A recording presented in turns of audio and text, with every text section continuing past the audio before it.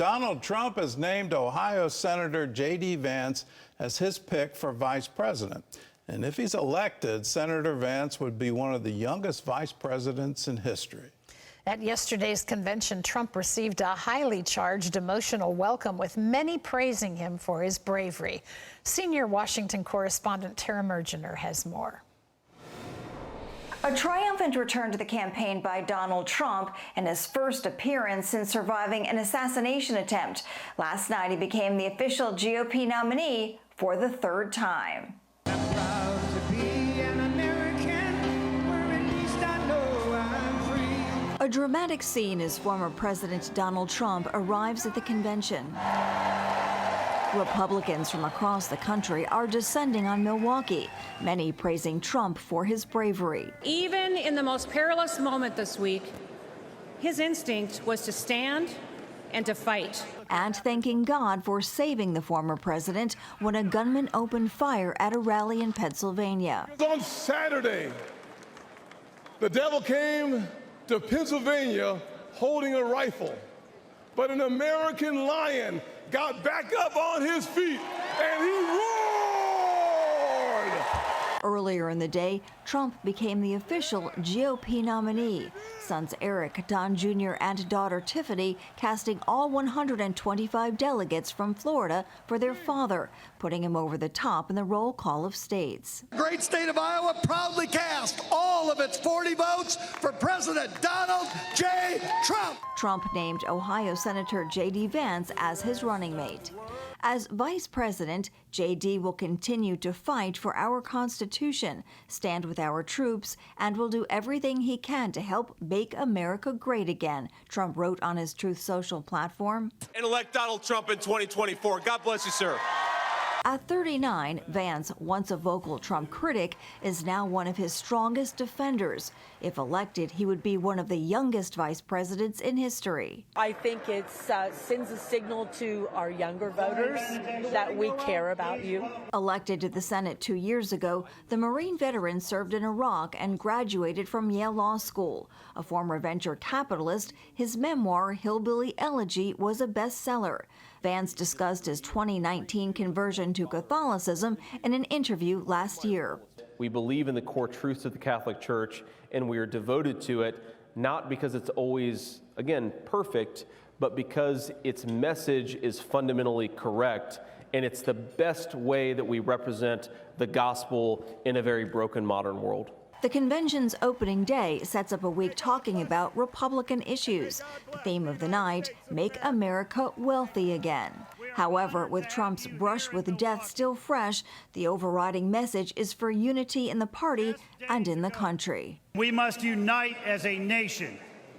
We must show the same strength and resilience as President Trump and lead this nation to a greater future. President Biden criticized Trump's choice for VP, calling Vance a clone of the former president. Tara Mergener, CBN News. Well, our chief political analyst, David Brody, joins us now. You called it right. You picked Senator Vance. Well, what's the reaction to the choice?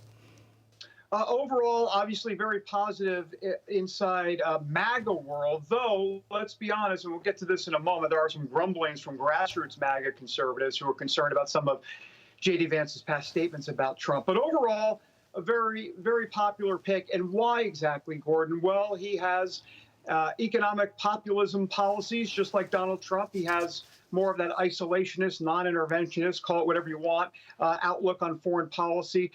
So this feels to me, Gordon, like a MAGA mantle legacy pick, someone that Donald Trump sees as carrying on the MAGA mantle for another generation. He's 39, going to turn 40 in just a few weeks. And so that's pretty much where we're at this point with JD Vance.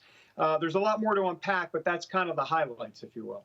Well, let's talk about some of the highlights, and one in particular is that he called himself a never Trump guy, and it's curious to me. Trump is kind of famous for not forgiving, so here he is picking a never Trump guy as his running mate, and I assume the presidential candidate for the Republican Party 4 years from now.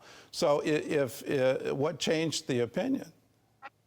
A meeting back in 2021, finally, a meeting between the two where JD Vance walked into a meeting with him at Mar-a-Lago and, let's just be frank about it, said, "I'm sorry." He apologized. He said, "Wait a minute, hold on. I said all that stuff about you. Absolutely, I did. By the way, the things he said about him, called him a fraud, an idiot, reprehensible. Said he was a never Trumper. Said all of that, and then said to Trump, I was wrong about all of it. I've gotten to know you, and you're not that person." And then, of course, on policies as president, he was just, as JD Vance would say, amazing. And so he was a convert to the cause. And quite frankly, Trump loves nothing more than a convert to the cause. That's the whole point. And I think that's the way you'll see Republicans, or at least MAGA world, spin this, which is to say, look, yeah, he said that stuff about Trump, but then he saw the light. And, you know, I wish more Americans would see the light, would be their narrative going forward. And it seems, at least in this election, that more Americans are realizing that indeed Donald Trump is not exactly the media caricature that they're painting of him. And JD Vance is living proof of that. Well, if I'm on the campaign staff of Joe Biden, and I'm not, but if I were, I would absolutely take every one of these statements and use it. And I would particularly use it if there's going to be a vice presidential debate, which this election year there certainly ought to be one. I would use that all day, every day. Is there any fear on the campaign trail that this is going to come back and haunt them? Well, I don't know about fear, but they know that those clips will be used. And you're right, Gordon. Neither you or I are a Biden surrogate or a campaign advisor the last time I checked.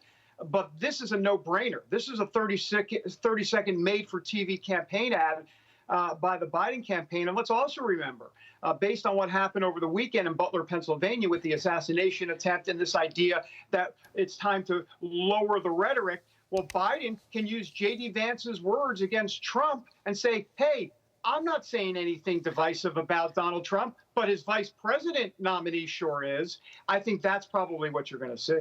Well, what else can you tell us about the background of Senator Vance? It seems that he's been on a rocket ship in coming to prominence just so quickly at just age 39. So what's in his background?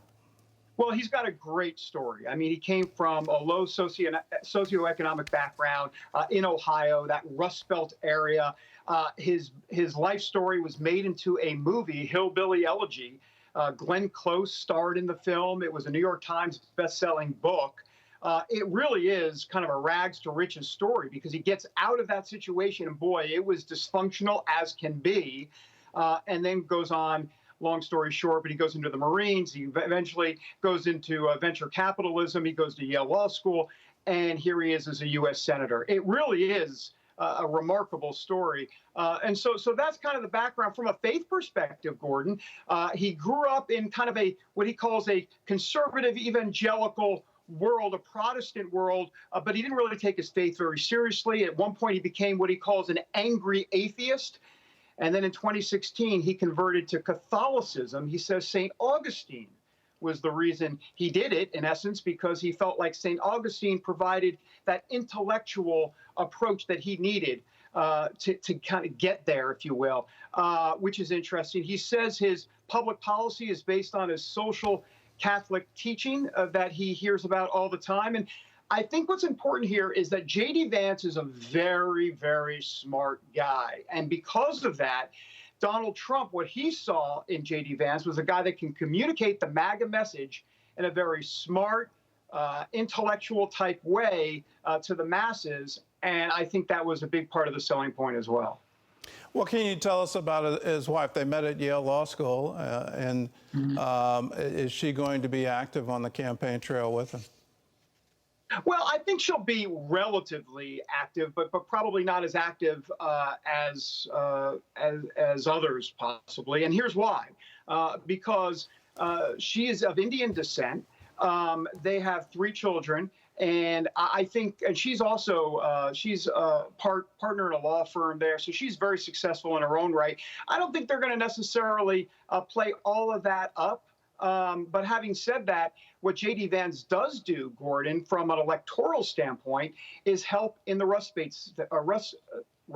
Belt states. I'm going to try to say that 5 times fast. I should be able to say it by now, by the way. Michigan, Pennsylvania, Wisconsin. Those are the states that JD Vance will help in. And I know maybe Donald Trump doesn't need all that help right now because he seems like he's been on a glide path to the presidency. But you know what? A few months is a long time in politics. You never know. Bottom line is he'll help in those Rust